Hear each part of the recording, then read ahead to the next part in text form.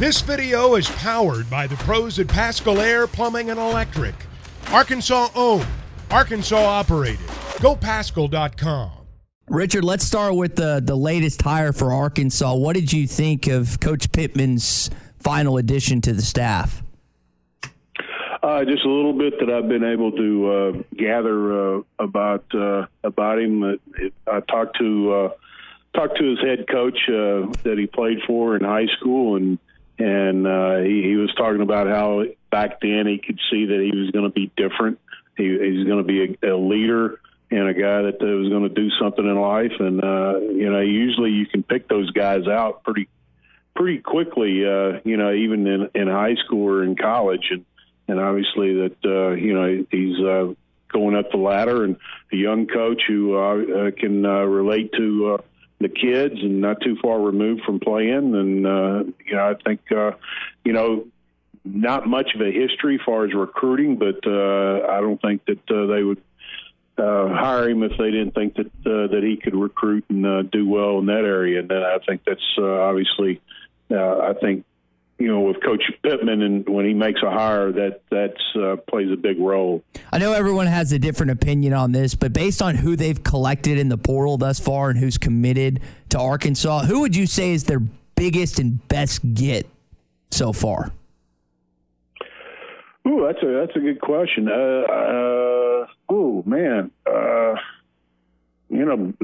Just to pick one, that'd be kind of tough. But I'll just go with a few. I mean, I think Joshua Braun, the offensive lineman from Florida, I think he's a good pickup.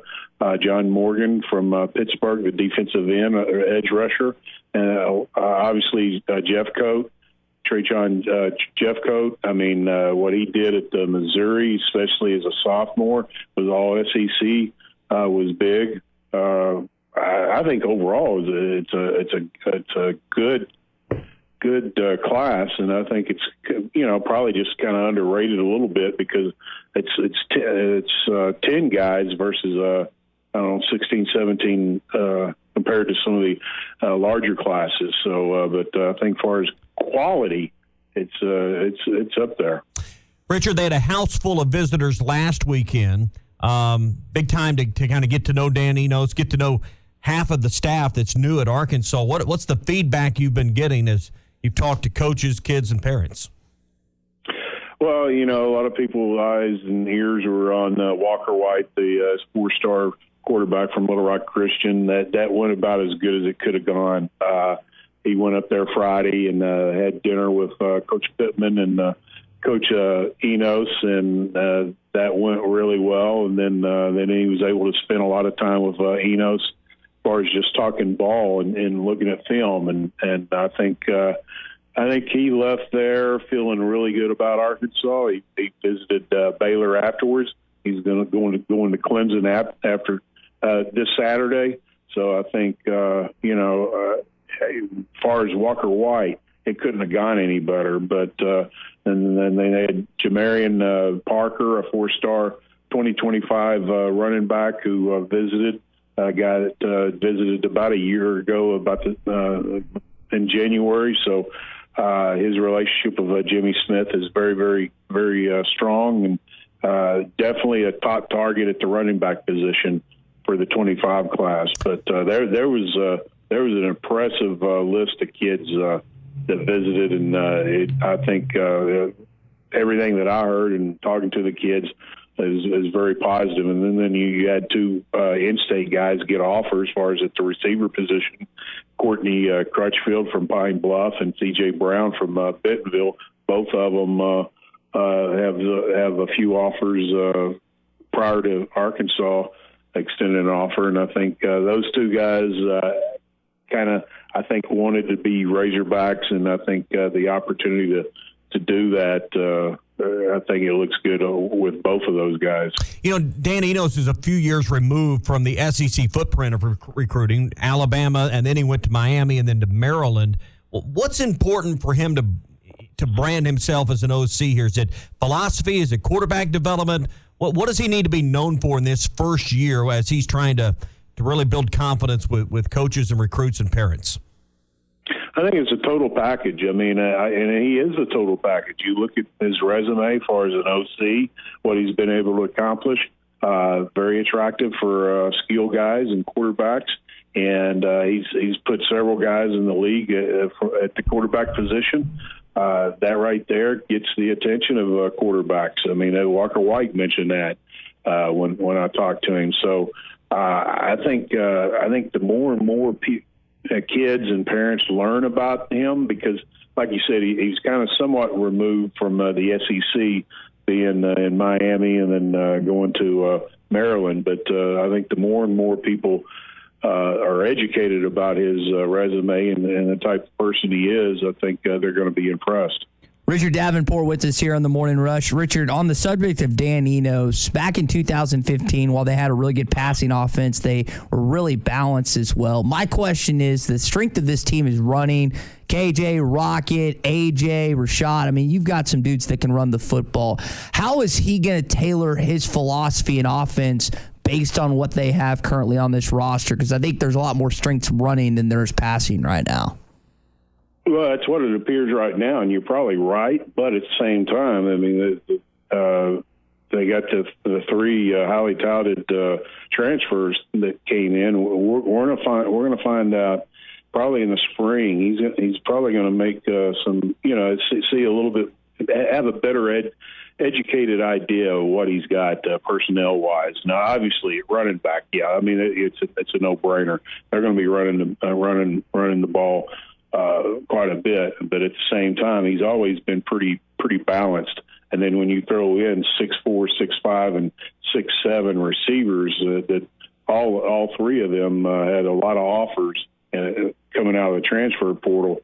And then there's some young guys that have the ability to develop too. So I think you're right about the running game, but at the same time, I think the passing game could definitely develop into something that he just licks his chops at. And especially, if I'm KJ and I'm throwing to 6'4", 6'5", and 6'7", I'm liking my chances.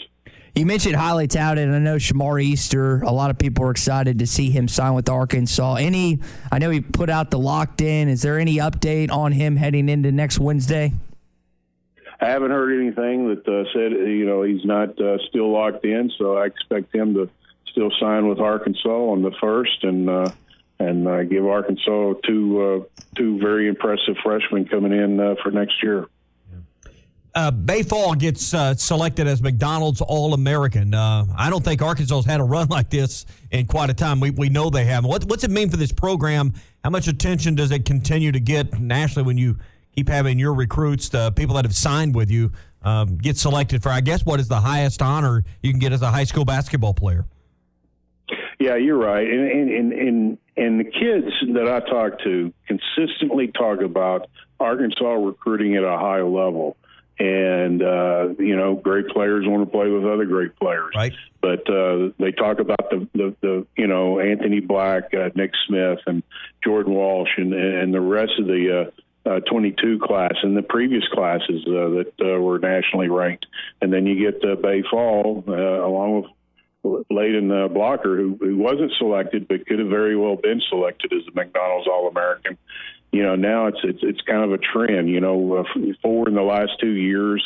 That's North Carolina Duke stuff there, and Arkansas is doing it for the first time in quite some time, and the kids really rave about that and how this staff recruits only the best, and they feel like, they feel honored that they're being recruited by Arkansas because what Muss and the staff have done recruiting-wise in the past. Yeah, I just think it's interesting when you look at the possibilities next year. I think we'd all say Nick Smith and Anthony Black and Jordan Walsh are for sure moving on to the NBA draft.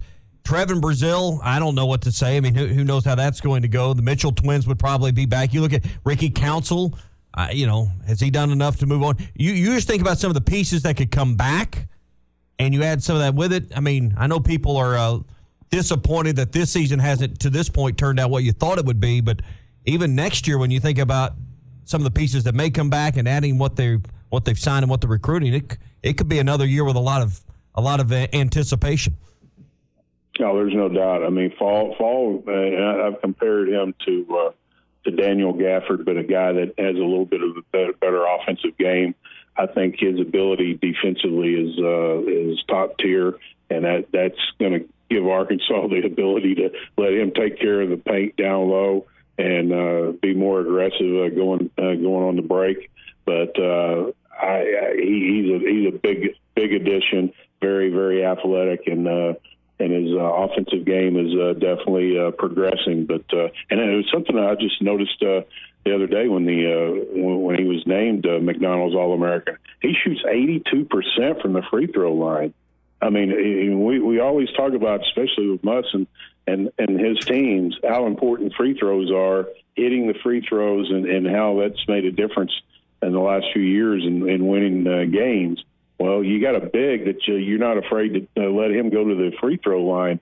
And he doesn't have to come out in game type situations where you got to be careful about him getting fouled. Well, 82% is pretty tough for a big man. Richard, last thing here. Anthony Black's going up against his dad's former team. I'd forgotten that his father was pretty good for the Baylor Bears back in the day. How much do you think that plays in to how he plays this Saturday? Oh, he's going to be motivated. That's obviously where his dad played and played at a very high level, and that's something that I think he and his mom have probably talked about, and it's something that he's going to have a lot of pride going down there and saying, yeah, I'm his son, but I'm my own guy, and I play for Arkansas, and I want to beat you guys. Well, we'll leave it there. Hopefully he comes in with that effort. I know it's going to be kind of an emotional game for him and his father. Richard, thank you so much, man. We'll talk next Thursday. Sounds good. See you guys. BetOnline remains your number one source for all your sports betting this season. Everything from the NFL and bowl season to esports. You'll find the latest odds, team matchup info, player news, and game trends at BetOnline. BetOnline features live betting, free contests, and live scores for almost any sport or game imaginable. We're the fastest and easiest way to bet on all your favorite leagues and events. Head to betonline.ag to join and receive a 50% welcome bonus on your first deposit. Make sure to use the promo code BELIEVE to receive your rewards. That's BLEAV. Bet Online, where the game starts.